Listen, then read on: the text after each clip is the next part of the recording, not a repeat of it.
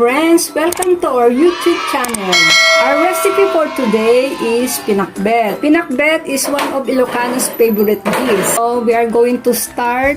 These are the ingredients of pinakbet. We have chopped pork, talong, ampalaya, gabi, sitaw or string beans, kalabasa, okra, tomatoes, onions, and garlic. We have also pork cubes and sugar. This is optional. And bagoong and chicharon for our toppings. Also our lechon kawali. Okay, pag-mainit na yung pan natin, lagyan natin ng konting oil.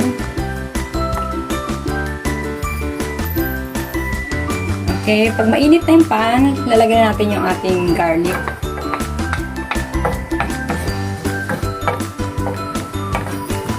And the onions.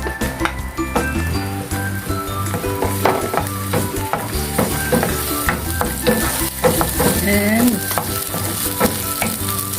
pag mabango na yung bawang, lumabas na yung amoy niya, lagyan na rin natin yung kamatis natin. Mas maraming kamatis, mas masarap. Tapos, sunod na rin natin yung ating chopped pork. Para manuot ang lasa doon sa karne. Yung ating mga bawang, sibuyas at kamatis. Hintayin natin hanggang sa mag-brown-brown yung ating karne. Panagay ng konti.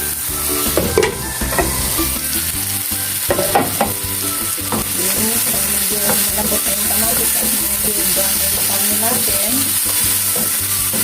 Lagyan natin yung bagong.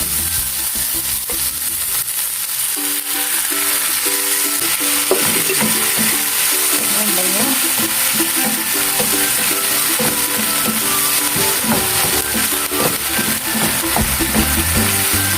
Tapos, lagyan natin yung ating kalabasa.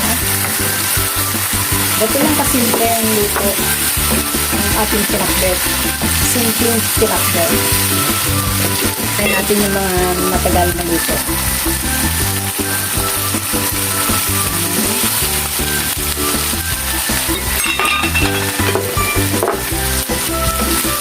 Tapos lagyan natin yung okra. Ito ang sitaw. Okra. Ito natin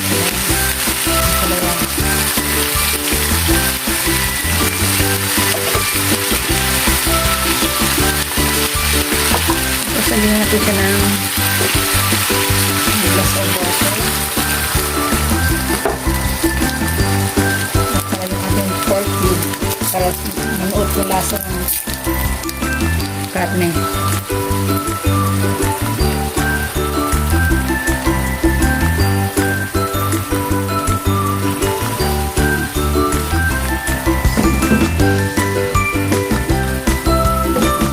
Lagyan natin ng konting sugar kasi mayroong ibang mga bata ayaw nilang medyo mapait kasi yung palaya natin.